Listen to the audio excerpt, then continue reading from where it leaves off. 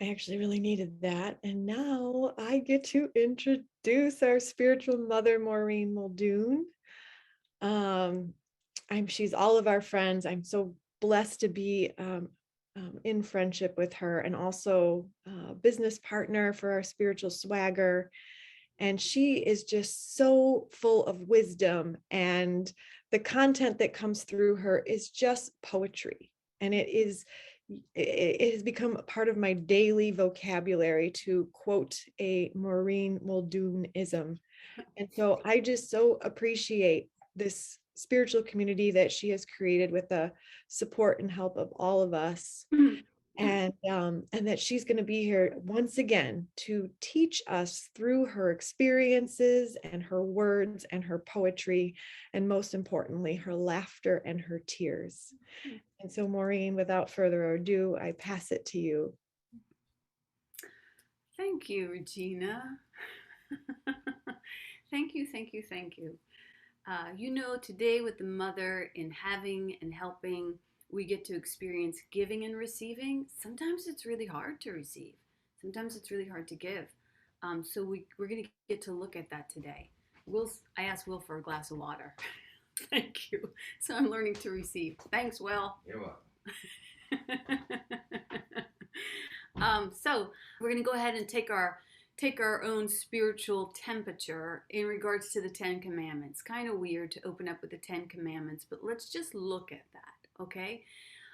Because we're looking at just some guidelines that we were given, and just see how we're doing. It says, have no false gods. Okay, that one we're pretty good at. We're saying love is our religion. We're saying God is love. So we're doing pretty well. Don't talk bad about God. I think we're doing pretty well there. Keep holy the Sabbath day. Everybody here gets an A+, because we're here. We're holding space for spiritual teaching. Thou shalt not kill. I think we're pretty good there. Thou shalt not commit adultery. Okay, well, we have some work to do, but whatever. It's good. We're all doing pretty fairly good. Don't steal. Okay, Don't lie. Shall not cover your neighbor's wife. It says you shall not cover your neighbor's wife. Now listen, here's a loophole, because it doesn't say anything about coveting your neighbor's husband. So have at it. We've got the green light for that. And you shall not cover your neighbor's goods. I skipped one. And the one that I skipped was, thou shalt honor your mother and father.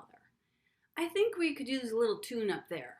I think that we have 1,000 billion churches honoring the Divine Father, a million masculine pronoun books and Bibles and blessings that invite us to tuck our head and bow our head to the great Father.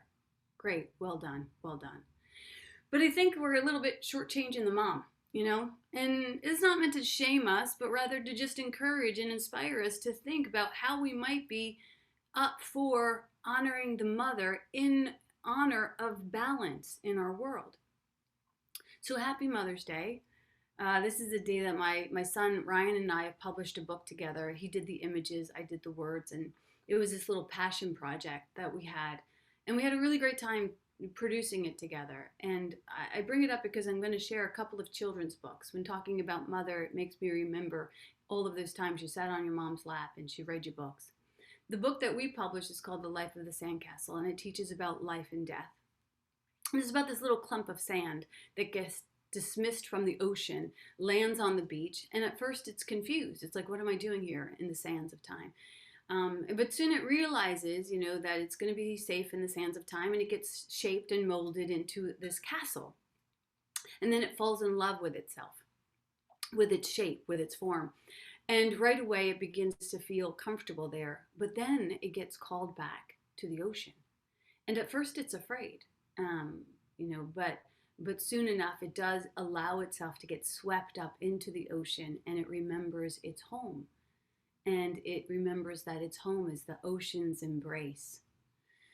So we could say that the ocean is the sandcastle's mother, and the ocean releases it out into the world, and then she calls it back. And this is true for us and God. We live for a while in the sands of time, but we're all walking each other back home. And because we've sometimes forgotten that our true home is God, we can develop this fear of God. This love and fear relationship can show up in the relationship we have with our mothers. The most honest thing you could say about the mother-child relationship is that it's complicated. So in the maiden voyage, we shared with the ladies this past week the idea that our mother is both our God and our guillotine. And that can feel true for a lot of us. It can feel that way. The mother can bring up a mixed bag of emotions. We have mother wounds, we have mother issues, we have lost our mothers, we have cared for our mothers. Some of us have mothered our mothers.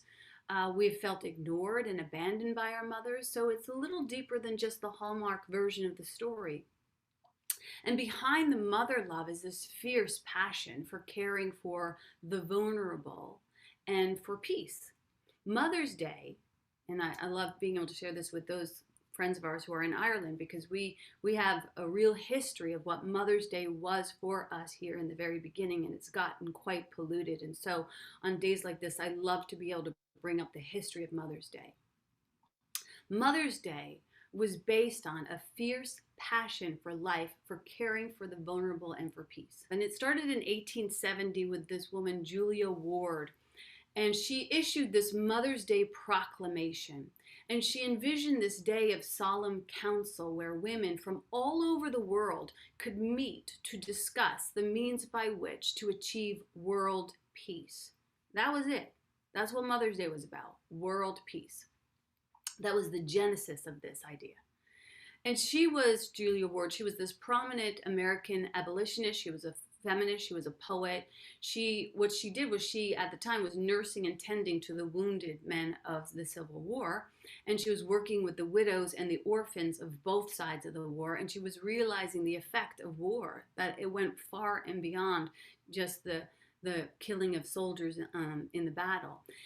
And so the proclamation was to promote this alliance of different nationalities, the amicable settlement of international questions, and the great and general interests of peace. And so when you read this proclamation, you can see clearly that she is pro-choice and pro-life. And yes, you can be both those things. And this is what it sounds like. She says, "Arise then, women of this day. Arise, all women who have hearts. Whether our baptism be that of water or tears, say firmly, we will not have great questions decided by irrelevant agencies." We will not have great questions decided by irrelevant agencies. Our husbands shall not come to us reeking with carnage for caresses and applause. Our sons shall not be taken from us to unlearn all that we have been able to teach them of charity, of mercy, of patience. We of one country will be too tender of those of another country to allow our sons to be trained to injure theirs. From the bosom of the devastated earth, a voice goes up with our own. It says, disarm, disarm. The sword of murder is not the balance of justice. Blood does not wipe out dishonor, nor vengeance vindicate possession. As men forsaken the plow and the anvil for the summon of war, let women now leave all that must be left of home for a great and earnest day of council. Let them first meet as women to bewail and commiserate the dead. Let them then solemnly take counsel with each other as to the means by which the great human family can live in peace, each bearing after his own kind the sacred impress of not of Caesar, but of God.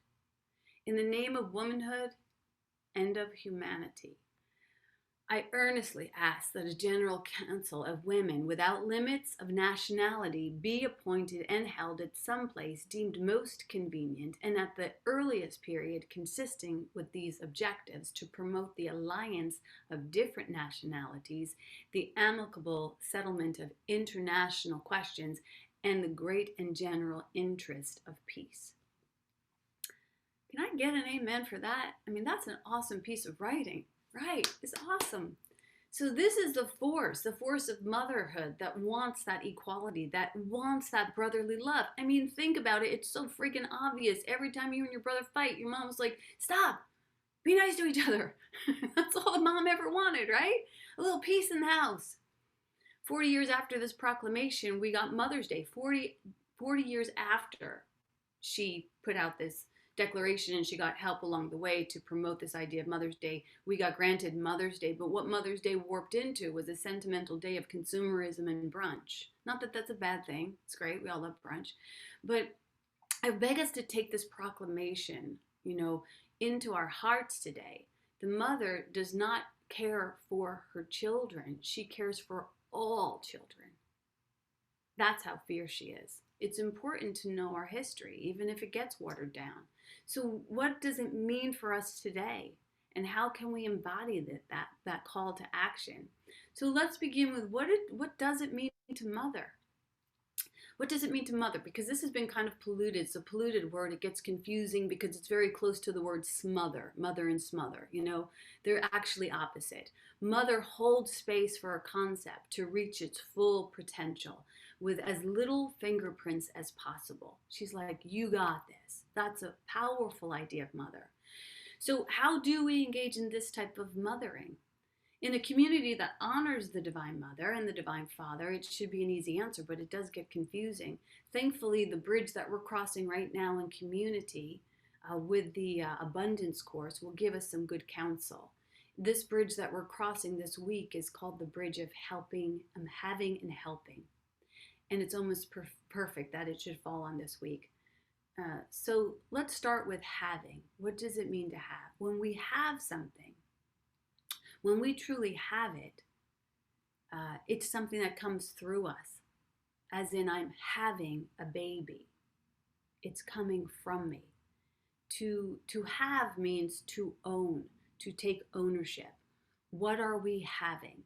Sometimes we hear people say, I am not having that. I am not having that. Which means I am not making space for that in my life. So having, it means making space for something.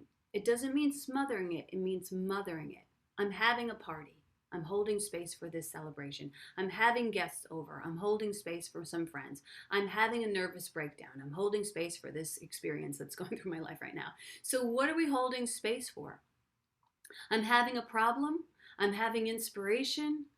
What are we holding space for our creations and for our illusions? Both. We get to decide. We want to be able to hold space for the things that we want to experience.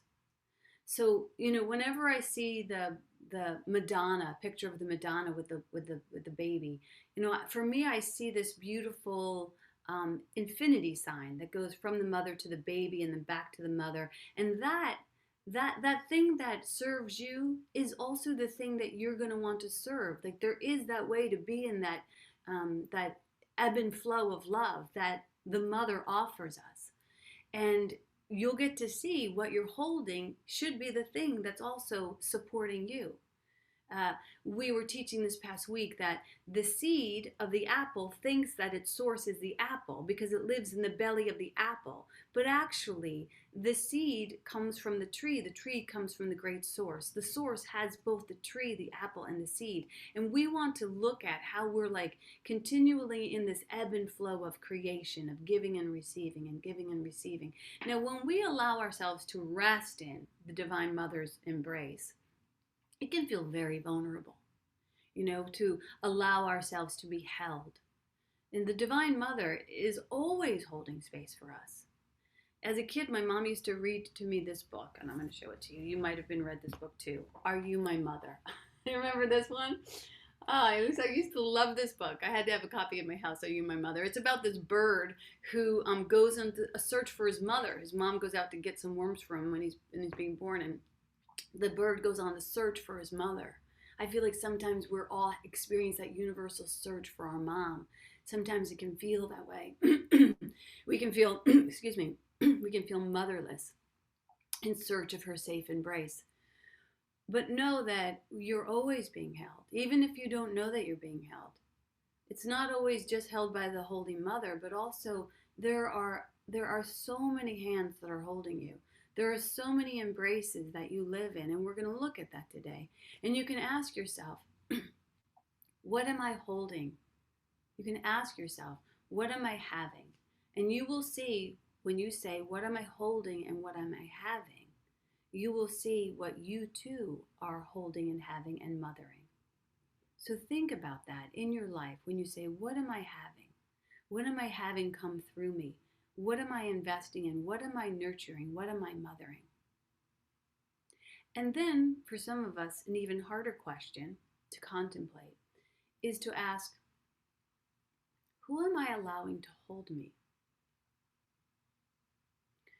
Who or what has held space for me? If you answer this question and you really think about it, who holds space for me? And I would even invite you to take a moment to think, who is holding space for me? Who are the people in my lives, the ideas, the concepts that are holding space for me? If you think about that, it will bring you to a greater awareness of the mother. I think about Julia Ward, who in 1840 was holding space for me to know this idea of possibility. But she held this space for me without even knowing me. There's a saying that says, plant seeds that you don't intend to sit under. Leave a legacy of love. When you think of all the people that come to mind, whose legacy are you living in right now? When you think about the legacy that's holding you right now, that's your mother. When you think about those people who have held space for you, that's your mother. So this is what we mean by having. Having requires us to think outside ourselves. This is a really tough and tender topic when it comes to mothering, because it requires such great generosity, this type of generosity that knows that it is totally giving over of itself, but somehow it also knows that it will be blessed by it. When I'm having a baby, I don't think, what is in it for me? It'd be a really bad way to have a baby. Baby, what are you going to give me? You know, that would just be not a really good. It takes this desire to place yourself completely aside and place something else in the center of your life. You are no longer the center of your life. Mothers need to move out of self-centeredness. This can be a huge crack in the ego. I remember when it happened for me, the first time I got pregnant, I gave birth to Owen, who's here. And I remember all the time I was pregnant, people were like, get that woman a seat on the subway. Help out that woman. Sit down, honey. You're doing all you need to do. Like, to care for the mom, care for the mom, care for the mom. And then I give birth to the baby, and that was like the shell. It was like, get the baby, feed the baby, do the baby, have the baby. And I was like, you're no longer the center of your own life. And that's good. That's really a good classroom to get into. It's just a little startling when you start to move away from the center of your own life and become part of the circumference, and to be able to be pulled away from yourself. It can show you the potential of being able to touch the hem of unconditional love. And God, that's good. And a lot goes into, mothering something, mothering a book or a business or a baby. As I said, you're no longer the center. Your main priority is not you, but this concept, this baby. And when you have a baby, you would gladly lay your life down for it. That's something to honor. It's an insane type of love. The Course tells us, Course in Miracles tells us, to have all, give all to all. It says to have, give all to all. And the mother seems to exemplify that concept. The mother is usually equated with this selfless flow of love, the giving, the generous, the selfless love, like The Giving Tree, which is the other book that I have. And I'll tell you what, I never really liked this book because it kind of freaked me out a little bit. Why? Because it literally hits home the lesson that we have today if you're studying A Course in Miracles with us. Lesson 128, which says, the world I see holds nothing that I want. It's a little bit startling, but the Giving Tree totally demonstrates that. The Giving Tree, she gives all of herself away. And in doing so, she demonstrates that nothing real can be threatened. The tree seems to get value out of giving. And in the holiest interpretation, it gladly gives from a place of having. She joins a mutual awareness of abundance. And that, that what that looks like can be kind of scary for us, because sometimes we can get confused around martyrdom, like giving up of ourselves, but or codependence. But the holy idea of it is that there's more where that came from. And also, that's why having comes before helping. First, you need to have ownership of yourself, to have ownership of knowing that you are one with your divine, that you are sourced by your divine, that there is no lack for you. So you can gladly give all. You can't give what you don't have, so you have to work on the having first. To have allows you to give and to realize that you have everything. And then we'll step into holy giving and holy helping. And in that way, we won't necessarily move into smothering, but really mothering. See, it's nice to tie someone's shoe when they're like 2 years old, but when they get to be 12 and 20, it would be weird to continue to tie their shoes. So the mother kind of helps in the way that's most helpful. And it's going to look different as we evolve in relationship with each other. So the first idea is to let God have you. Let yourself rest in the divine embrace. And then from that place, let yourself be helpful. I'm going to just go over, for those people here who have been through this classroom of motherhood, what it can look like when you step into motherhood. And then we can talk and see what comes up for you. But the concept of the mother is one of the most fertile points in our consciousness. It's the vortex through which all life springs, and it's a threshold to the divine. God is the great mother. And as we're made in God's image, we too are at choice. Removing and refusing the responsibility of our choice will cause us to feel controlled and submissive and stagnant. But we are creators and we are at choice. These are two undeniable truths. Even in the Garden of Eden, God showed us two trees because she wanted to teach us that we were at choice, and she trusts us with it. To honor the mother is the most crucial role, hands down, bar none, and absolutely for the health of humanity. It rests on the mother energy, and the mother energy never rests. Mothering takes some serious skills and stamina. Motherhood should not be seen as one size fits all. Just because we have children doesn't mean that we should, for all of us. And the decision to mother or not to mother, to have or not have, should not be shamed. The traditional idea of motherhood is not for everyone, and that's okay. Nevertheless, we're all mothers. We all have the mothering gene in us. When it comes to essential workers, moms are at the top of the list. Without moms, nothing would get done. If you get a kid past the finish line and into adulthood, you deserve a ministerial license, an Oscar, a doctorate, and a long-ass vacation. Being a mom is the real deal. We surrender our bodies, our hearts, our plans, our agendas, our last penny, our precious sleep, freedom, and our identity. The other day, I had the opportunity to look through my Social Security and how much I made each year. Every time I had a baby, my earnings went down to almost nothing. It just tells you what happens when you birth someone. All of your energy goes towards them. When I was an actress in Hollywood, every time I got pregnant, I had to restart that career. This is not the truth for people who don't literally birth babies. It's something to know about. And if the mother is caring for the most vulnerable, then as a society, we're responsible for caring for the caregivers. And I know John can give me an amen on that because he is caring for his wife right now.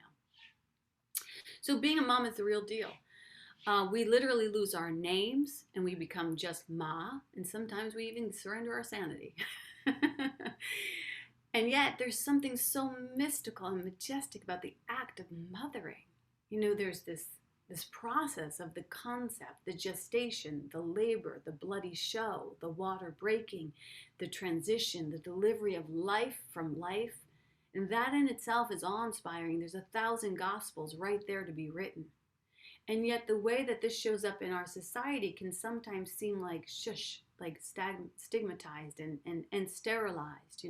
I've given birth 4 times at home. The final child I delivered myself. My name is on the birth certificate. I can't tell you the number of times women have come to me and said, "Oh, I could never do that. I could never give birth unassisted because I would die."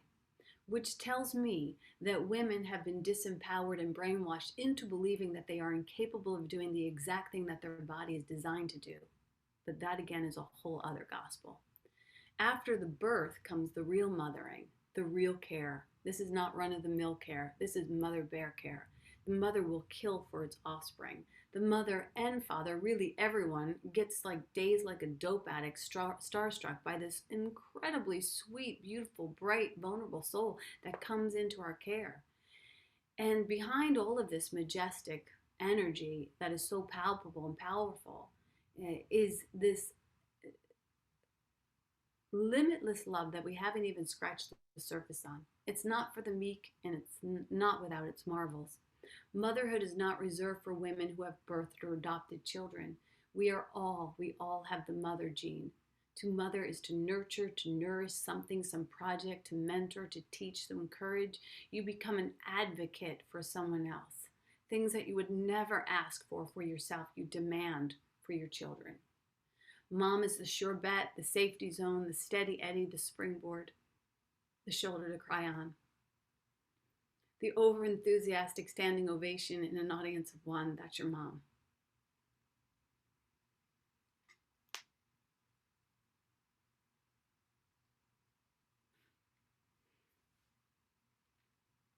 If you're a mom, you get out of bed in the middle of the night, you bring people water, you sing songs, you read books, and you threaten small children within a hair of their life. That's what you do. You get behind the wheel of a car in the middle of the night in your pajamas with sleep in your eye and drive people places, people that you don't even know sometimes. You're someone's Uber, your personal chef, their cleaning lady, their tutor, their life coach, and you're really not qualified for any of these titles. You've not been adequately trained, but it's all okay because you're not getting paid. And for the most part, you will feel completely confused and totally overwhelmed, a dollar late, a day short, riddled with guilt, and at the will of a very extremely active, morbid imagination. And you will do all of these things that you promised yourself that you wouldn't do. You'll cry at Hallmark cards. You'll have meltdowns in the grocery store. And you'll do things you never imagined. You will develop a great tolerance for sticky hands and wiping asses and noses and kissing boo-boos and bolstering egos. You'll be dazed and dazzled by the first words and finger paints and knock-knock jokes. And you will somehow find the patience of a saint to sit through 30 minutes of describing of a video game that you will never play. And on our good days, we'll recognize that the value of this rare opportunity is immense, to be able to see the world once more through the innocence of a child's eyes. And although there's a great deal of effort and energy, you will somehow want to pay it twice and every day and always. That is the indescribable and mystical nature of the mother. There are shadows of the mother caring for something more vulnerable for yourself. Is not always a romantic endeavor. This relationship can be a landmine of misunderstandings, of trespassings, because it's hard for us to see where we end and they begin. And to add fuel to the fire, mothers are somehow terrible at caring for themselves, as much as their caregivers. So if you're mothering something right now, you might notice, like, am I caring for the caregiver? We forget to include ourselves in the equation. We grow bitter from over-mothering. So balance is key. So I'm going to close with this. Here's the question. How do we honor the mother? How do we honor the divine mother that holds us all? How do we continue to help mother the world? Because it's not personal. This time it's principle. Until we fully honor the mother, the father, and the mother, we will not be honoring God. And so it's time. And that's the word.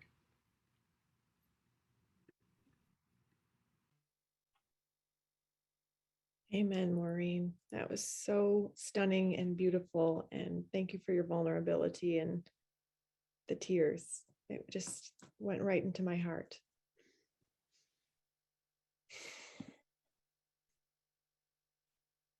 And I can't wait to get this conversation started, because I'm sure that there is so much to say after hearing all of those words of love spoken But first, we're going to hear another song from Nat Stone.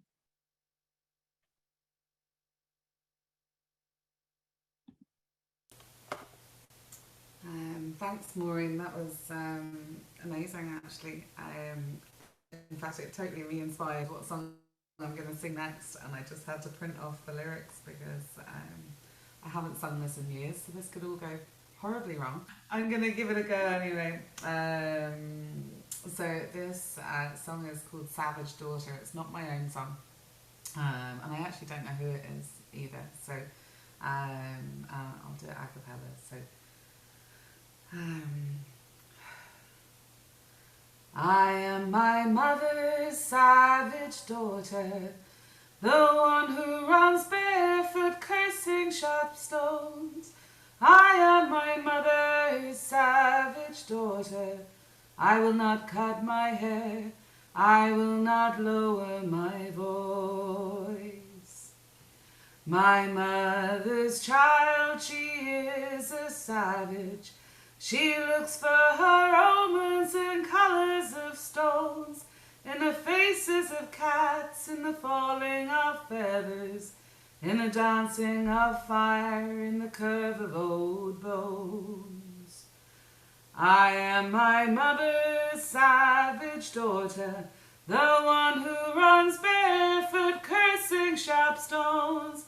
I am my mother's savage daughter, I will not cut my hair, I will not lower my voice.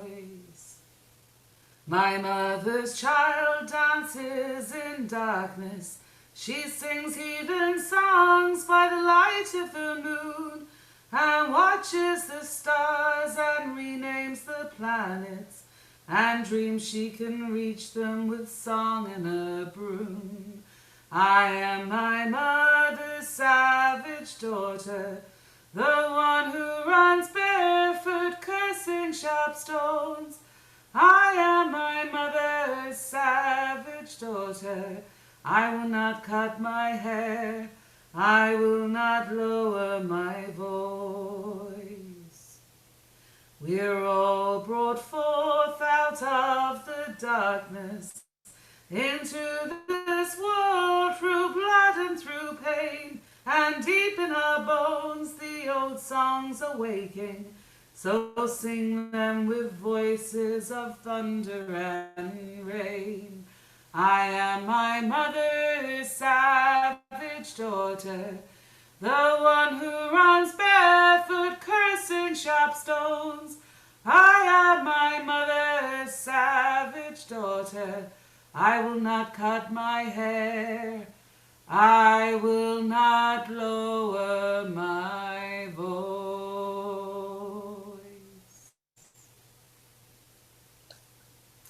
Nat, that was stunning a cappella. It was so beautiful. Thank you. And it tied in so well to the gospel sermon today. I'm going to turn it over to Megan Lassman. Hi, everybody. I am Megan Lassman. Good morning. I've been a member of the SpeakEasy community for, I don't even know how long, let's call it 2 years. But I wanted to share specifically on this Mother's Day, my gratitude for this community in even introducing the idea of a divine mother to me, because I didn't even know that existed. And what I know now is that the divine mother to me is gentle and caring and full of forgiveness. All of the things that this community has taught me to be for myself. And it's a different way for me to connect with something greater than myself that I just never knew could hold all of those qualities, you know? And so I can't tell you just one thing that this community has given me. I take as many classes as I can because I love everything it has to offer. And so let me just tell you a little bit about how to give back to this community that I know has given me so much. SpeakEasy is a nonprofit community, and we exist on the generosity of our community members. And so we thank you for playing your part and taking the opportunity to make a donation for today's Daily Bread. Your generous donations help us bring spiritual leaders and artists and speakers to Sunday service and keep these very important conversations going. And so today I invite you to go within and see what is yours to share. The donation link is on the chat as well as on our website, SpeakEasySpiritualCommunity.com. So just take a moment, see what is yours to give. Maureen, that was the most beautiful sermon. And I too am like super teary from it. And you just framed so much in a new way for me, you know, being in the experience of whatever it is that you're feeling. And so thank you so much. Love you guys. Thank you, Megan, for just that generous perspective on, you know, where we're giving to and how this community is supporting all of our lives in this introduction or this awareness of Divine Mother. We are so blessed by this. My name's Bella Beth Gordon, and I'm a grateful member of SpeakEasy. I wear many hats here. And as you know, SpeakEasy is a virtual spiritual community, and it's got a full calendar of events available to support your spiritual journey throughout the week. So some of the things that are happening this week are today is Culture Club with Reverend Celeste Frazier.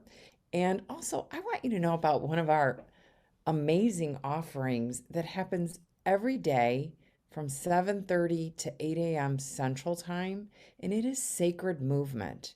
These classes are yoga classes, karate, tai chi, and it is just the perfect way to start the day. So please consider joining us for that. And then there is a new salon launching this month, and it's a tech salon, and Joni Strickfaden and Jack Schramm are heading that up. And come to that salon with all your technology questions, and just know that there is a joyful collaboration on the solutions for whatever those questions are. That begins May 19th, and the sign up is in the chat. And then also on May 20th, we're having a live event at Flowering Heart Center where we are celebrating our own Maureen Muldoon. We're honoring her birthday and also this book that she was sharing about at the beginning. And please come join us, bring your stories and songs. It will be a wonderful day of celebration.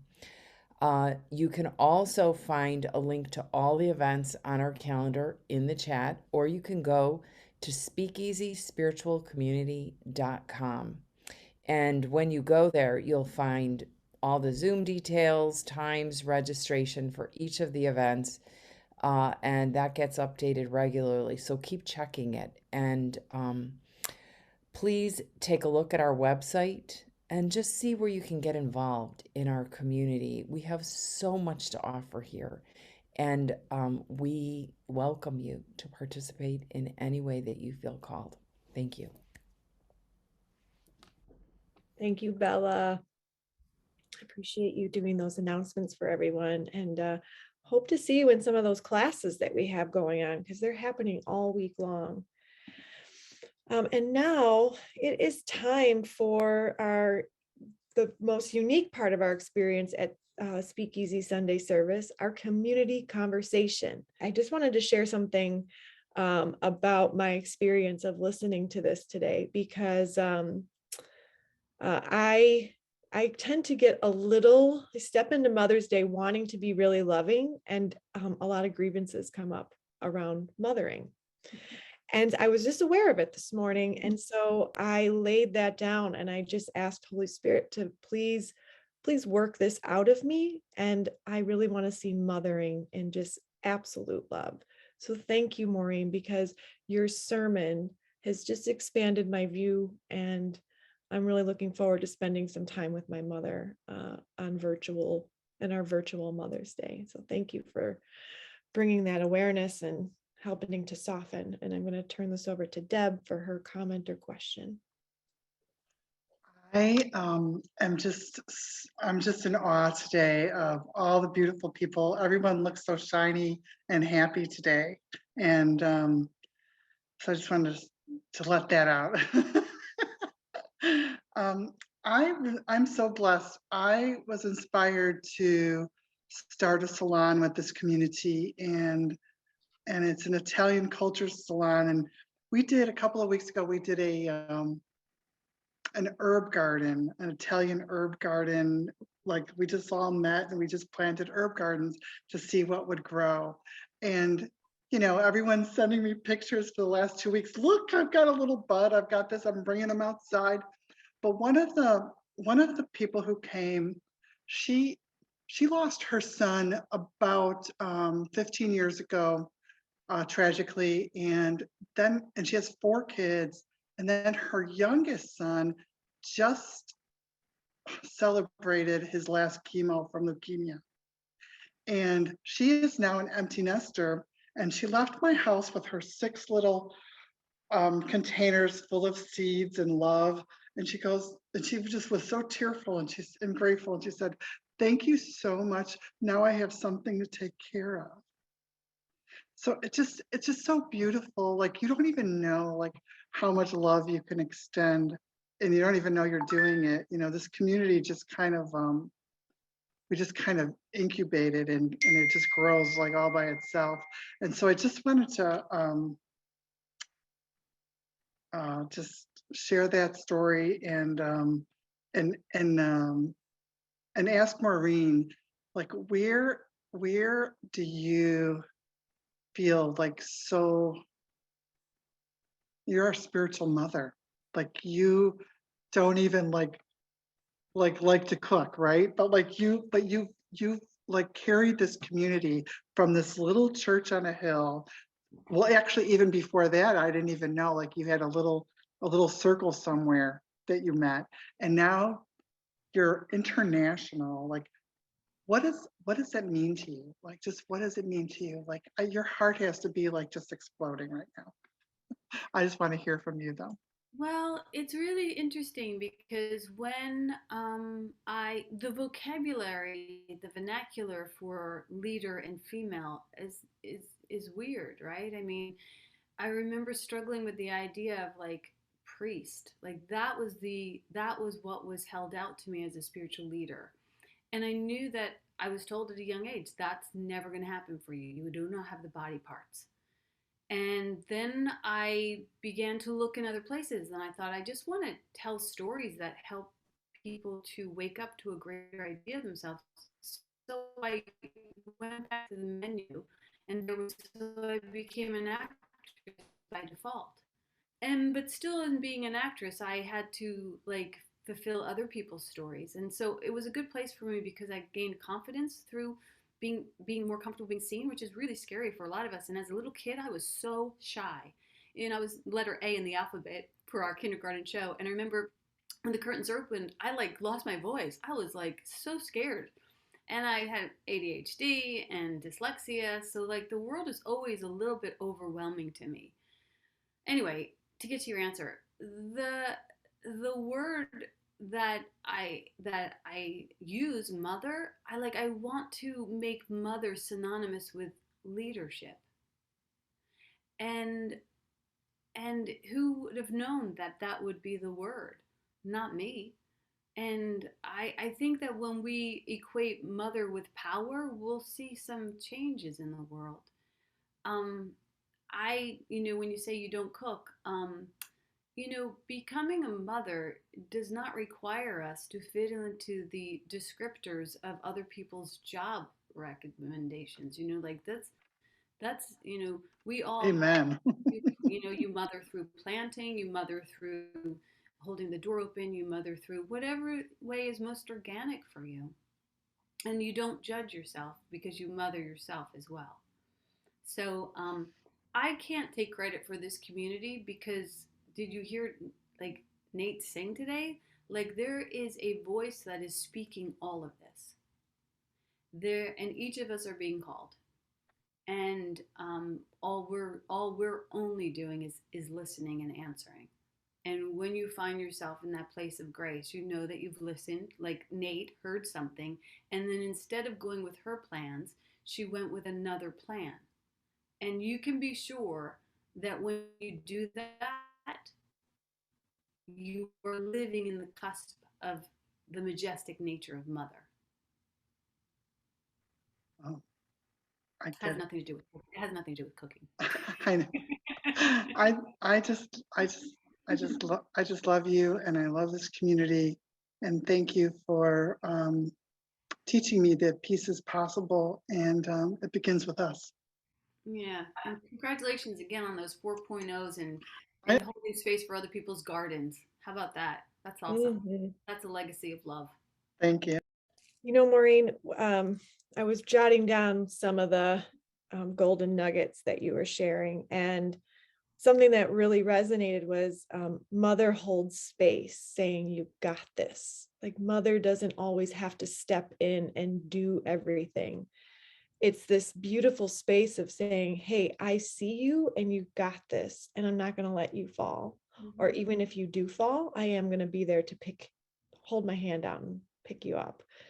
And that just, again, when I think of mother and just softening into that space of it, that to me just felt amazing to know that mother holds space and we're having you. And, you know, really God is the caretaker of all of us. So we get to have the baby and then we get to turn that over.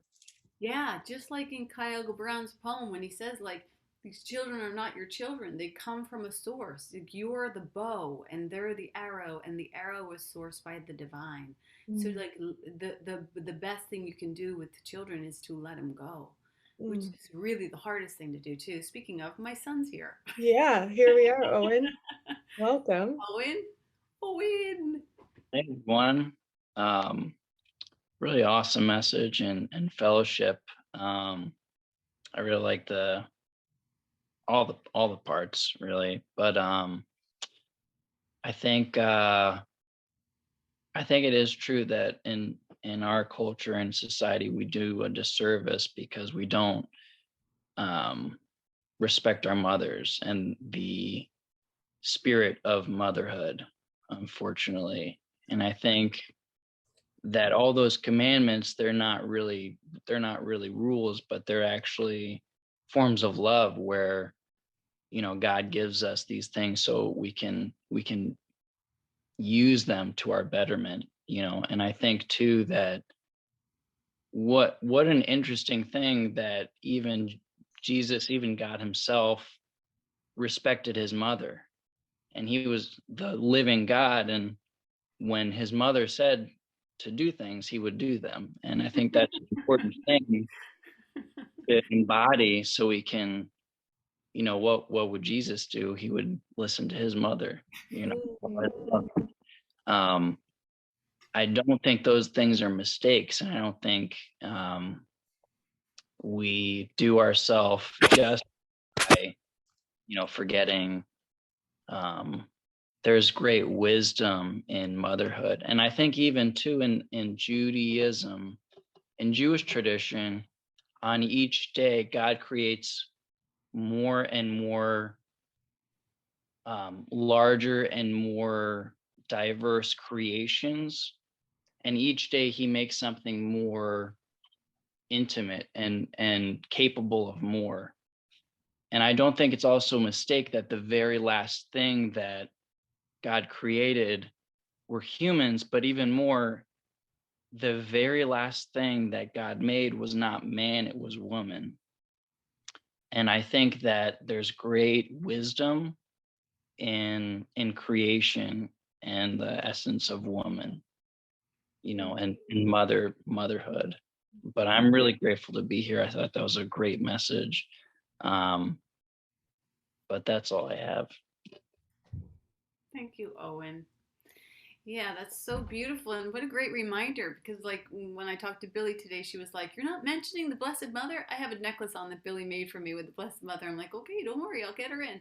And you're saying that today about Jesus. And, you know, when you look at that story, in the first time Jesus performs a miracle, it's because his mom made him. He was like, "Get you behind me, woman," and she's like, "I don't think so. Get me some wine." So, yeah. Thanks, Owen. Thank Great you, to see Owen. you here. Hey, Colin. Hi, Maureen. Hi, Regina. Thank you for that. Another great sermon, Maureen. Thank you very much. I wrote down a couple of notes there, and I loved what you said, Maureen, about you'd like to have the word mother synonymous with leadership, and it got me thinking about some things that I came across in recent times. I saw a Matt Damon documentary on Netflix called Inside Job, and it was where the financial crisis of 2008 that affected the globe effectively started in Iceland, right? And it's a fascinating watch.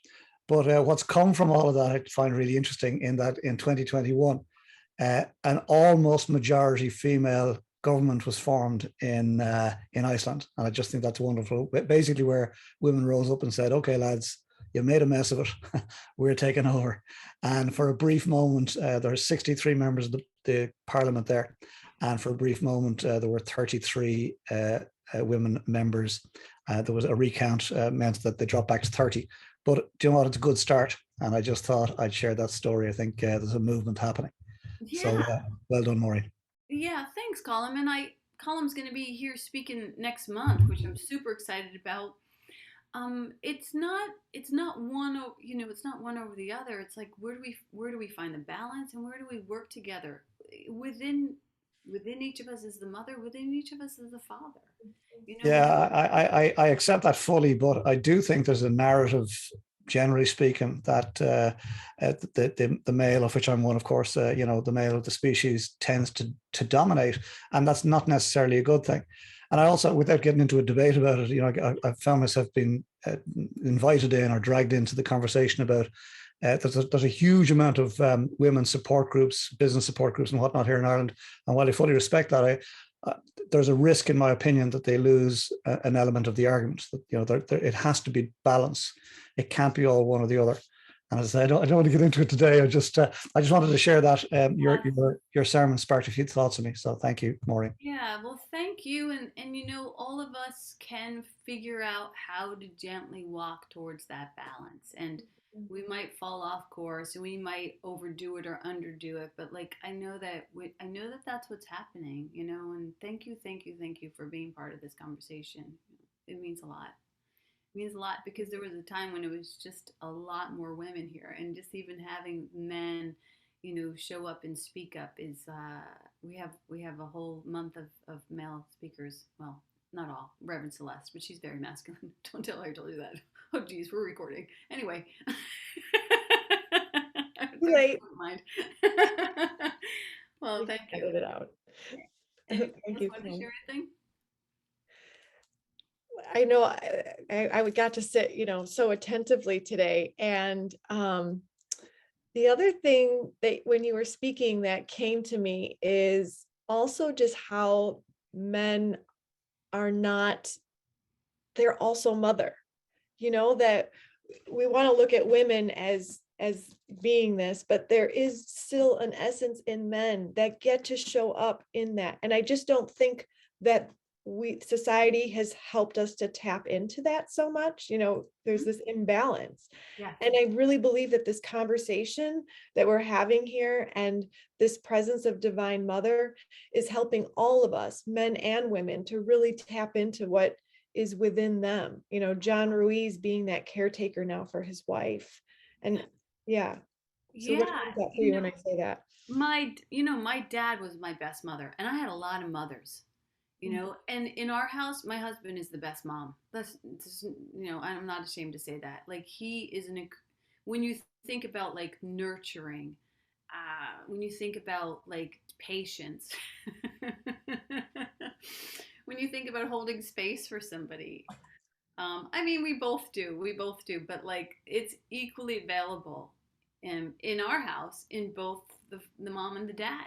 My dad had to be a good mom because my mom was no longer there. And so in the death of my mom, the mother in my father rose up, and I got to see that. It was kind of beautiful to watch my dad when he started mothering us. He shrank all of our sweaters.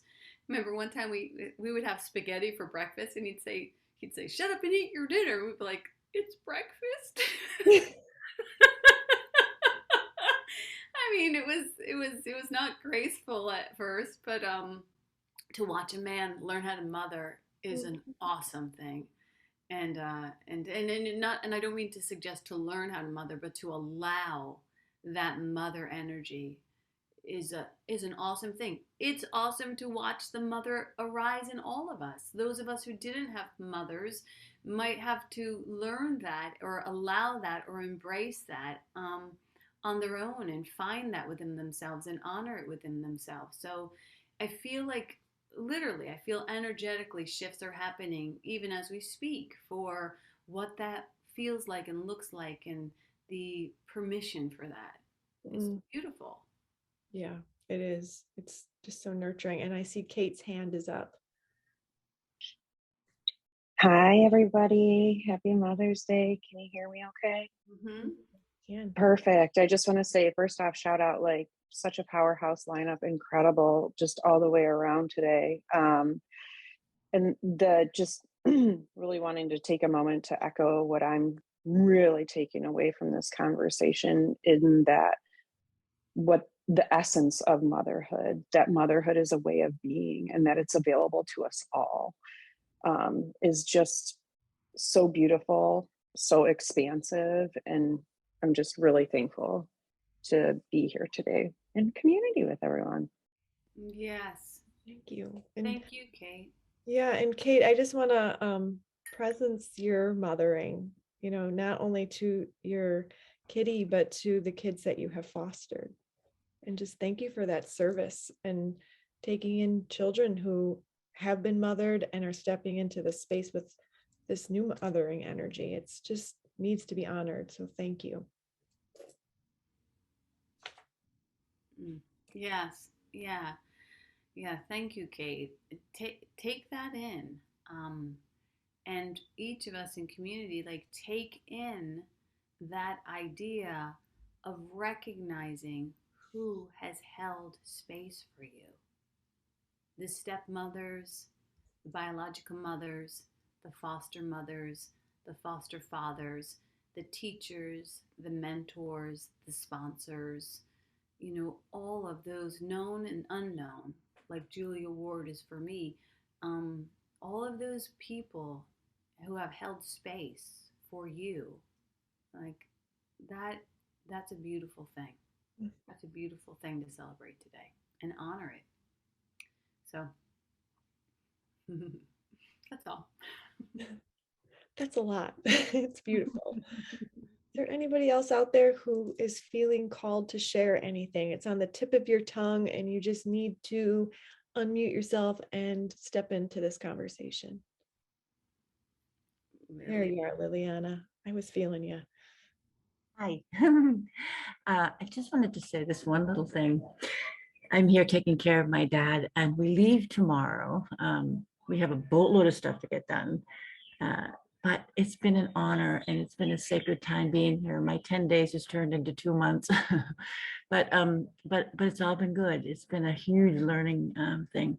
But I wanted to just mention one thing. The other day, I was sick. I was sick at night, and I said, "Oh my God, I think I'm sick." And I said, "Oh man, I have not been sick in a long time. I think I want to throw up. I don't want to throw up." And sure enough, there's a bathroom out here in the lanai. So I said, I can't wake up my dad. I gotta go. I'm gonna try to make it to the bathroom. And I did. And I did in fact throw up. And I was walking back, and I then went back and threw up again. Anyway, I lay in bed and I just said, "Oh man, I just I gotta get my shit together, because tomorrow's a big day. I gotta start packing because I can't be sick." And then I stayed in bed. I didn't get up I usually get up really early, but I stayed in bed. And then I still stayed in bed. And then I didn't hear anything. And then I was like, "Oh my God, I wonder if my dad's all right." And then finally I hear this little knock, knock, knock at the door, at my door. He said, and he came and he opened the door and he says, "I've been searching everywhere for you.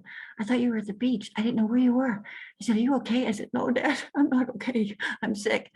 And he just melted. And he said, can I get you anything? Can I bring you some water? I said, do we have any Alka-Seltzer?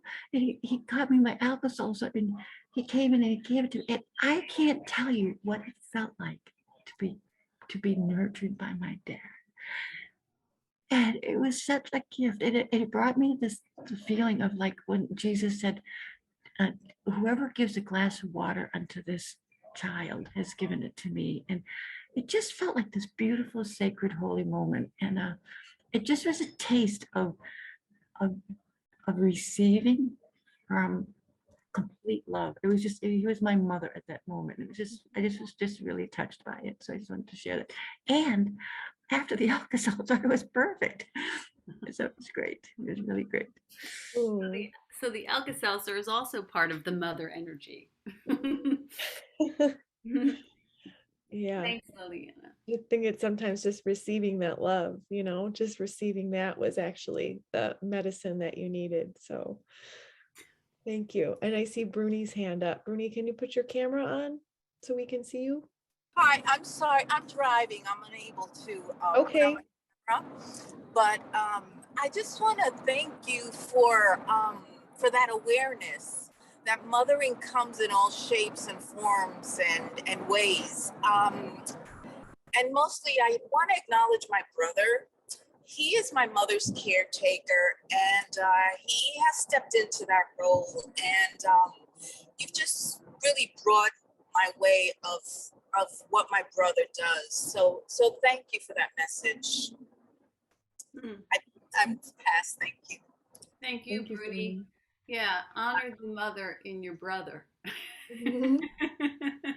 Who else do we get to honor the mother in today? So just see that as we step out into this beautiful day that honors mothers. And we get to hear another amazing song from Nat. I really love Savage Daughter. I was listening to the words thinking, oh, I could add a lyric there about myself being the savage daughter. So thank you for singing that. And I pass this to you. No problem. It's a pretty cool song.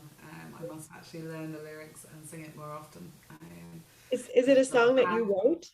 No, it's not. It's I don't know where I even heard it. I think I take part in a lot of moon circles and women's circles, and somebody sang it one day, and then I went looking for it, and there is a woman, I think she's from Norway or something that wrote it. It's kind of like that Norse thing, but I need to look into it a little bit more.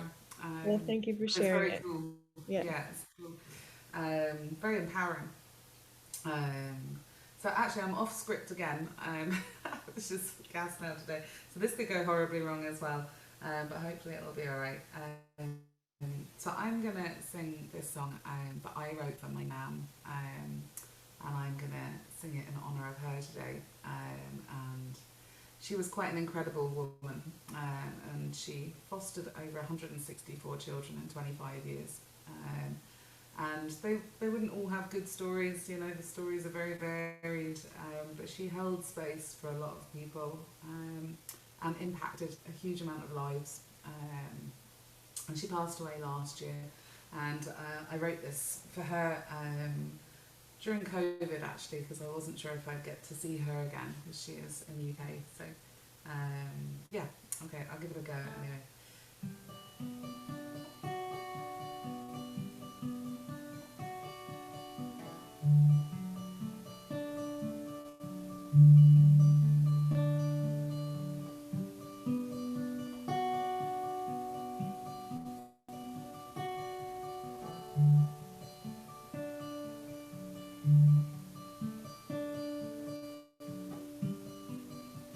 It's nearly time to say goodbye,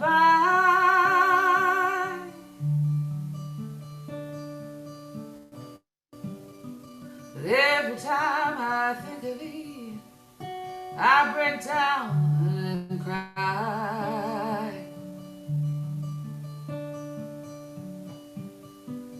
I think of all those stories you always tell.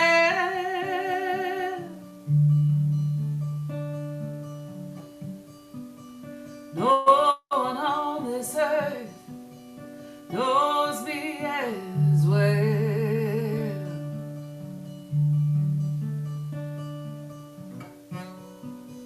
People always say you can't have favorites, but I'm yours, and you know that you're mine.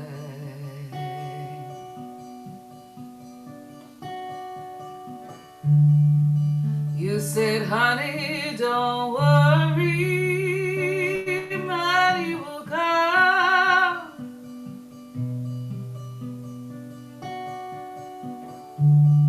But if you have happiness, you've already won.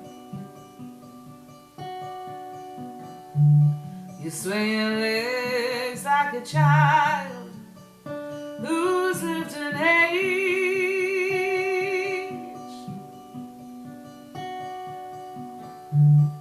These memories I keep till the end of my days. People always say you can't have favorites, but I'm yours, and you know that you're mine.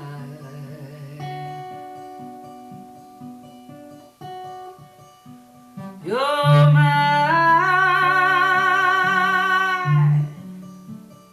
you know that you're mine.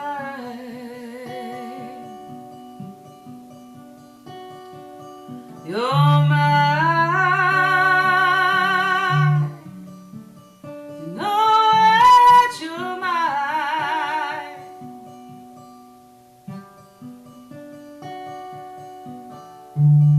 You said, honey, don't worry, money will come.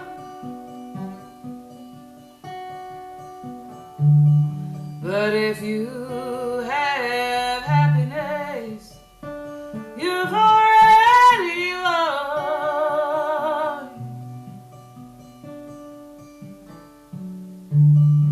You swing your legs like a child who's lived in age.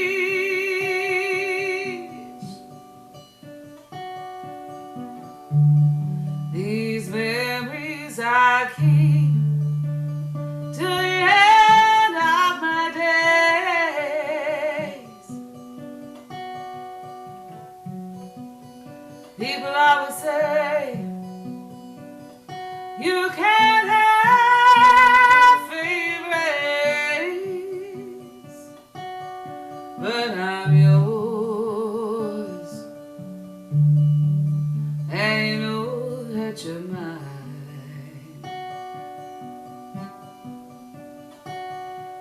You're mine, know that you're mine.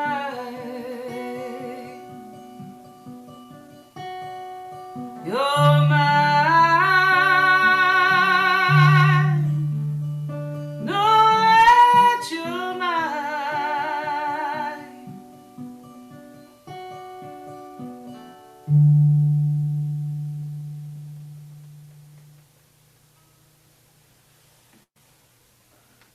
Thank you. Thank you. Beautiful. Thank you. Beautiful, beautiful. Thank you so much. And this actually completes our service today. It was It's bittersweet. perfect. But it's been just a beautiful service. And thank you so much for being here, Nat. Thank you so much for your beautiful songs. Maureen, thank you for your wisdom and poetry that comes through your gospel. And thank you for everybody who just comes together to hold the space for Speakeasy Virtual. You are so loved. Thank you. Thank you, Regina. Happy Mother's Day. Happy Mother's Day. Bye. Hello there, and a very good afternoon it is here in Ireland. Lovely to be here as part of Speakeasy. Thank you for having me back. Let me tell you a little bit about Nat Stone, if I may. Nat is a singer-songwriter, English-born, but based here in beautiful Ireland for the last 20 years. Nat performs at regular festivals and concerts as lead singer of the band Weave, a folk band using American and Irish influence to explore covers and original work. With a solo album set to be released this summer of 2022, Nat's jazzy undertones and storytelling lyrics create an emotional and intimate relationship between voice and word. You can find her on social media, particularly on Instagram at Nat Stone Music. And SpeakEasy, please welcome Nat Stone.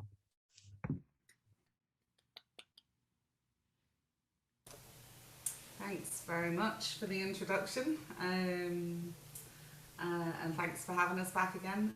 It's great to be here. So I'm just going to do a nice light song to warm up with. This song is called Bird.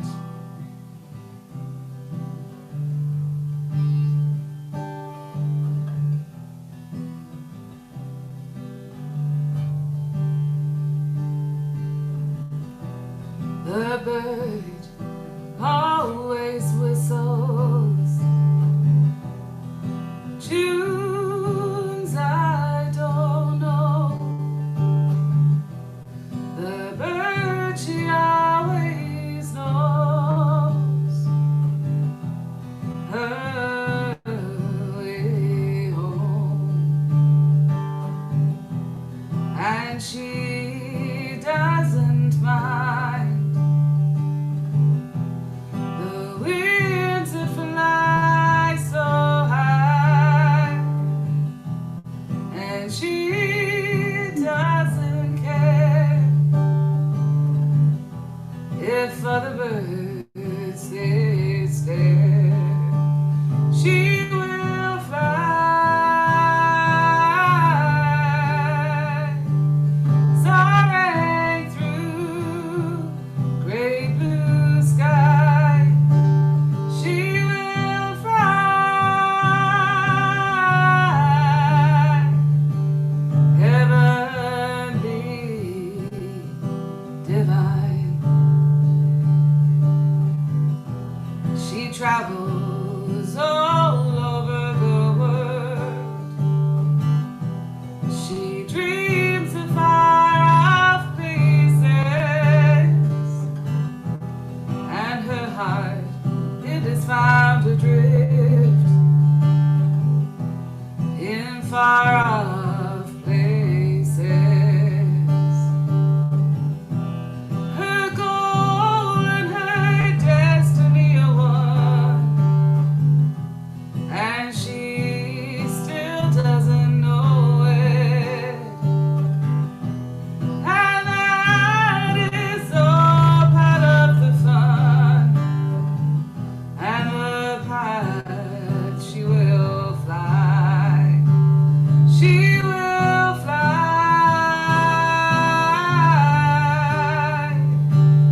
soaring through great blue sky. She'll fly, oh, she'll fly, heavenly, divine. She will fly,